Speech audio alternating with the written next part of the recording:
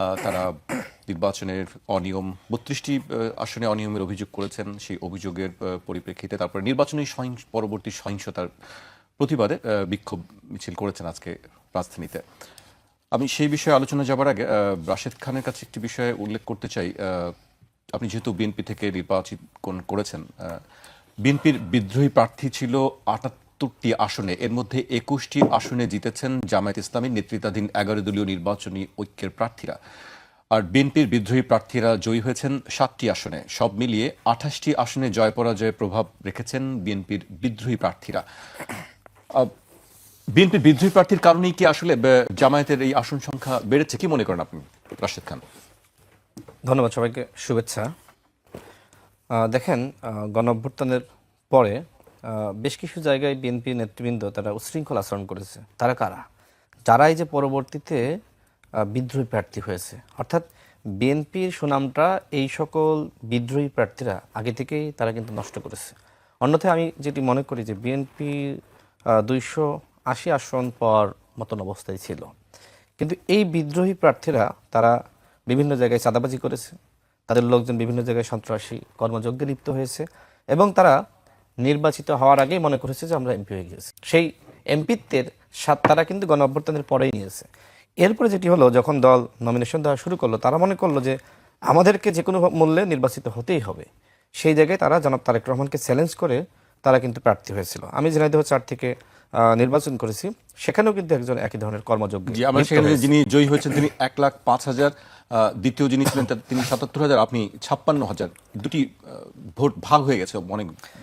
আমি সেটাই বলছি, যিনি বিএনপি থেকে বহিষ্কৃত তিনি এবং আমি যদি আপনি কাউন্ট করেন একসাথে, তাহলে দেখবেন ভোট কিন্তু আমরা বেশি পেয়েছি।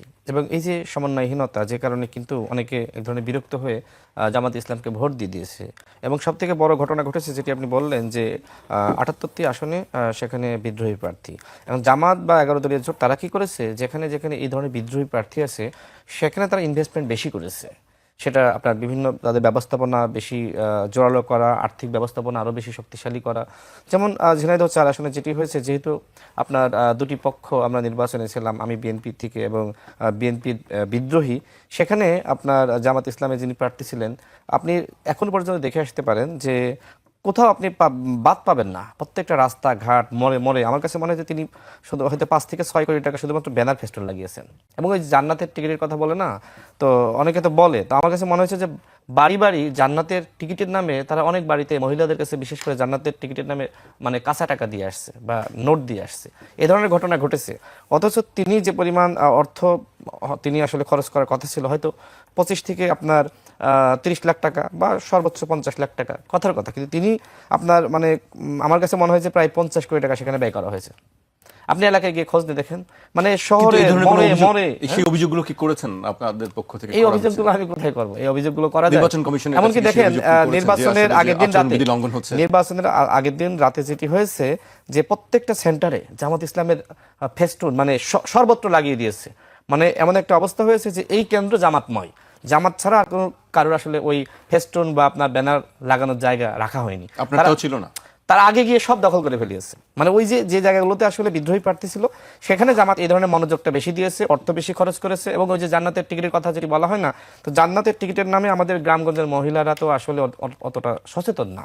তাদেরকে যদি আপনি ১,০০০ টাকা দিয়ে আসেন রাতের অন্ধকারে গিয়ে, বা আপনি ওয়েলফেয়ার মেকানিজম যেটা বলে না, ওই নামে যদি মানুষকে বলেন যে এই নাও তুমি তো কষ্টে আছো ২,০০০ টাকা রাখো, এই ধরনের ঘটনা কিন্তু ঘটেছে। ফ্যামিলি কার্ড ঠিক মতো দিয়ে ফ্যামিলি কার্ডের ব্যাপার তো একটা দলের কমিটমেন্ট, কৃষক কার্ড ঠিকমতো দেন নাই না,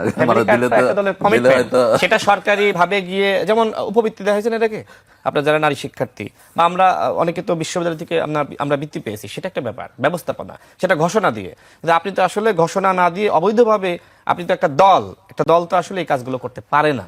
ওয়েলফেয়ার মেকানিজম ঠিক আছে, ভালো কথা, কিন্তু ওয়েলফেয়ার মেকানিজম একদিকে, অন্যদিকে ভোটনাথের টিকিটের নামে কাঁচা টাকা বা নোট, এটা তো ভাই আসলে মানা যায় না, এটা অগ্রহণযোগ্য। এবং এই ধরনের রাজনীতি আসলে বাংলাদেশে, ওই যে জামাত সবসময় সংস্কারের কথা বলে না, যে আমরা সংস্কার চাই, কি সংস্কার চাই? ফেস্টুনে আপনি পুরো শহর আপনি ভরে ফেলিয়েছেন, অন্যদের লাগানোর জায়গায় রাখেননি। আপনি ওই যে বললাম যে ৫ থেকে ৬ কোটি টাকা শুধুমাত্র ফেস্টুন লাগিয়েছে। তো এই টাকার উৎস কি? আমি যতটুকু তথ্য পেয়েছি এই টকশোতে বলতে চাই না, আসলে তারা অবৈধভাবে কেন বিভিন্ন বলতে জায়গা চান না? থেকে যদি টাকা আপনি নিয়েছে। অথেন্টিক আপনি ইনফরমেশন পান, ওই যে বললাম তাহলে তো অবৈধভাবে অবশ্যই বলা বিভিন্ন উচিত। জায়গা থেকে টাকা নিয়েছে এবং আমাকে হারানোর জন্য বিভিন্ন জায়গা থেকে ইনভেস্টমেন্ট করেছে, সেই টাকাগুলো গ্রহণ করেছে এবং যারা ইনভেস্টমেন্ট করেছে তারাই পরবর্তীতে বিভিন্ন জায়গায় বলেছে, তারা বলেছে যে রাশেদকে হারাইতে হবে এই জন্য আমি ইনভেস্টমেন্ট করেছি। আমার যারা শত্রুপক্ষ আছে তারা সেই কাজগুলো করেছে এবং তাদের কাছ থেকে জামাত ইসলামের প্রার্থী টাকা নিয়েছে। তো এইটা শুধুমাত্র আমার আসনের কথা বলছি না, এমনকি বিদ্রোহী প্রার্থীকেও টাকা দেওয়া হয়েছে। দেখেন মানে যার কাছ থেকে টাকা নিয়েছে একজন ব্যক্তি, একজন ব্যবসায়ী, তিনি ওই বিএনপির বিদ্রোহী প্রার্থীকে টাকা দিয়েছেন, অন্যদিকে জামাত ইসলামের প্রার্থীকে টাকা দিয়েছেন। মানে যেই জিতুক না কেন তার কোনো সমস্যা নাই, কথা হলো রাশেদকে হারাইতে হবে। এই ধরনের ঘটনা ঝিনাইদহ 4 আসনে ঘটেছে এবং এটা মানে তারা তো ইসলামিক রাজনীতি করে। আমি ইসলামিক রাজনীতিকে কখনোই আমি খারাপ বলি না, করতেই পারে, গণতান্ত্রিক রাষ্ট্রে করতেই পারে, কিন্তু একজন মানে কালো টাকা একজনের কাছ থেকে নিয়ে নির্বাচনে জেতা, জান্নাতের টিকিটের নামে বাড়ি বাড়ি গিয়ে কাঁচা টাকা বিতরণ করা, এইটা তো ভাই আসলে কোনো গ্রহণযোগ্য রাজনীতি, সংস্কারের রাজনীতি হতে পারে না।